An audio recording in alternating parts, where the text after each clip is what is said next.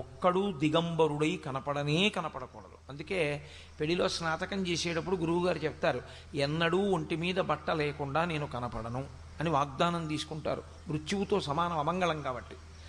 కాబట్టి నేను వస్త్రాన్ని వదిలిపెట్టాను అంటే గుర్తు ఏమిటంటే ఇంకొక వస్త్రం ఉన్నది అని గుర్తు కట్టుకోవడానికి.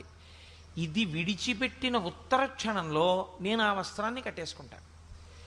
ఈ వస్త్రాన్ని విడిచిపెట్టడానికి ఆ వస్త్రాన్ని కట్టుకోవడానికి మధ్యలో ఉండేటటువంటి వ్యవధి బహు తక్కువ ఉంటుంది, చాలా తక్కువ ఉంటుంది. తప్ప అసలు నేను వస్త్రం లేకుండా ఉండడం అన్నది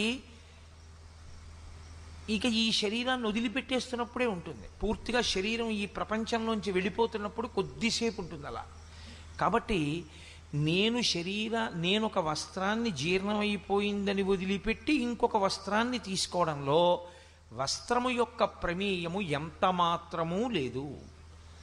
నాదే ప్రమేయము, నాదే ప్రమేయమైనట్లు ఈ పంచె కట్టుకున్నా నేనున్నాను. ఈ పంచె విప్పేసి